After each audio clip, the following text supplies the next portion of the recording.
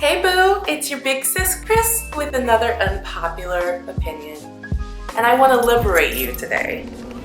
No, like seriously, I think a lot of us are in bondage.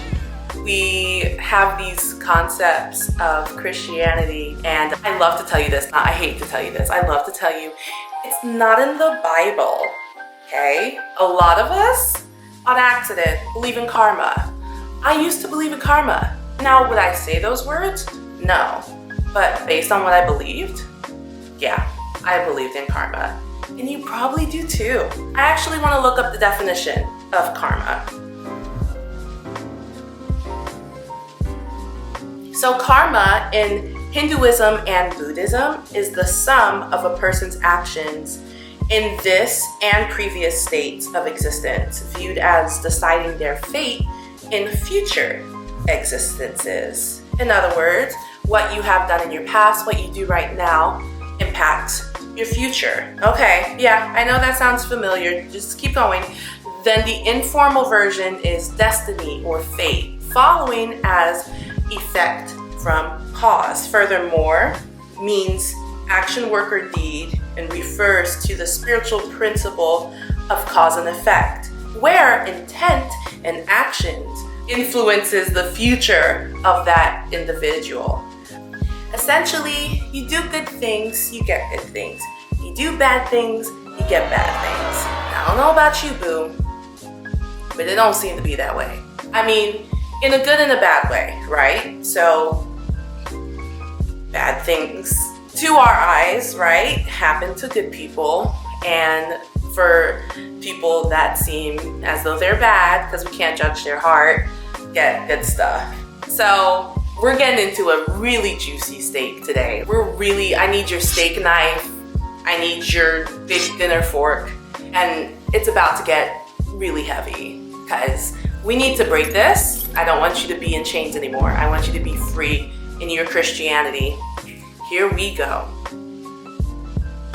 Tip number 1. Salvation is not earned. It's given. This is a good thing. There's nothing you can do to earn your way to salvation. There is nothing you can do to get your place in heaven. Also, there's nothing you can't do to remove your place in heaven. Aren't you glad? Aren't you glad? Okay, here's the verse. Ephesians 2, 8 through 9 says, "For it is by grace you have been saved, through faith. And this is not from yourselves. It is the gift of God, not by works, so that no one can boast." Let's say that last part again. Not by works, so that no one can boast.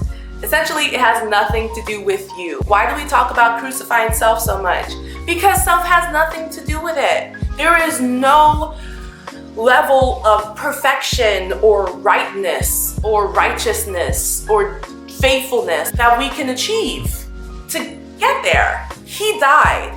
It's done. You're going. I hope that really freed you today. Again, that's Ephesians 2, 8 through 9. Go pray on it. Go sit with it.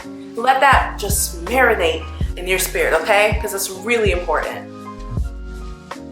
Number 2, we need to redefine blessings, and we need to redefine obedience, because we do often say that when you are obedient, then you receive blessings, and the Bible supports that all over the place.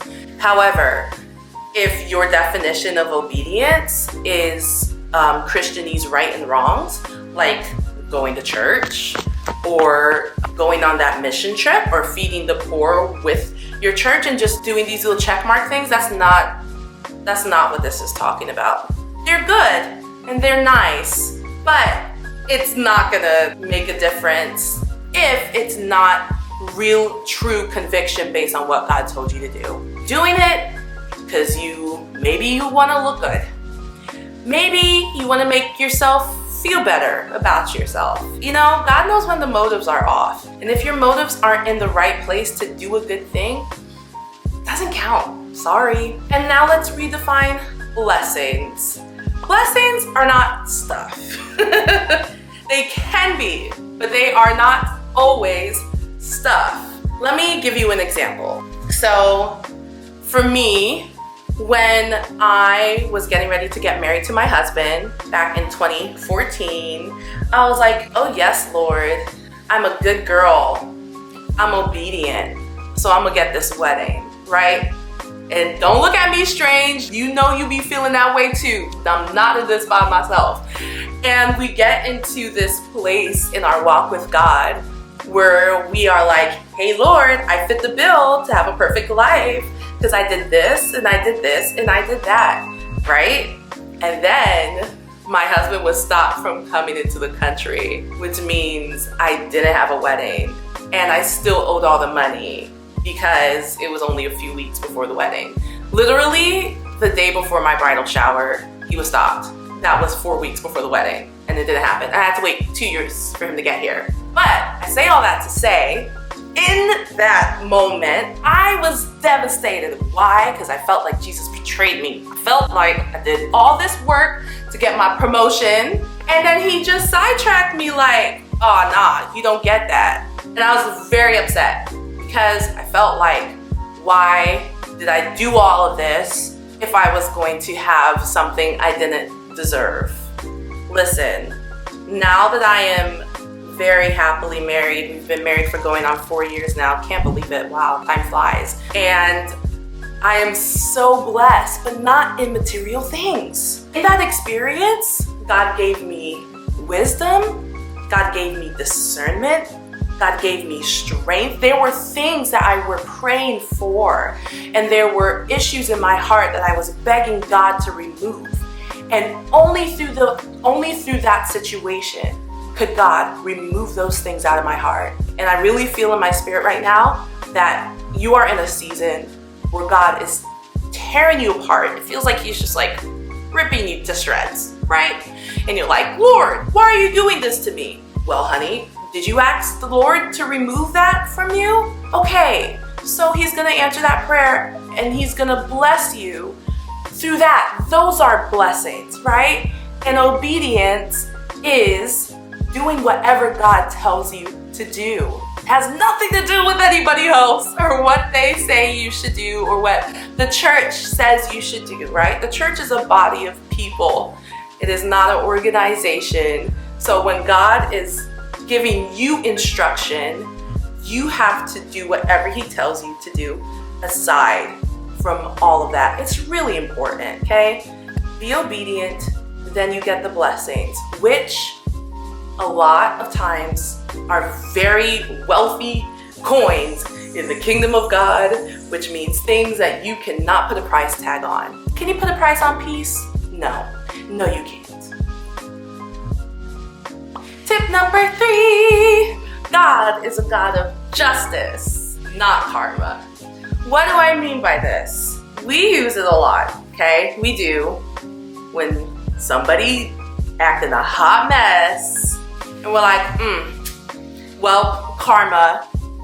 Like when it actually happens, you know, like when they do something and then the same thing back happens to them, we're like, karma. Karma's not a thing in Christianity. There's no such thing as a Christian karma. It just doesn't exist. There's no Christian karma, okay? So God, out of his love and out of his sovereignty, right? Yes, he is a God of justice. However, he is just as much a God of justice as he is a God of mercy. Think about all the things that you be thinking in your heart sometimes. Me too. And you know that nobody hears them. Nobody knows you're thinking like that. Nobody knows you said that or thought that thought. And Jesus didn't say, well, you're such a bad person, so here's your punishment.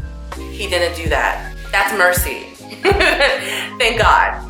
And God knows the heart. So he goes according to the heart and to our ultimate goal, which is to be saved in the kingdom. Listen, if it was all karma, I wouldn't be here right now. I don't deserve mercy and grace and favor. I don't deserve those things. So I'm really grateful that karma doesn't happen, because just as much as I want mercy, I have to show mercy to those other people that have offended me and have hurt my feelings. God's working on them. Forgive, move on. It's none of your business. And it's okay. It's a good thing. Trust God to handle it. Trust me. You want him to handle it. It's a lot better if he handles it.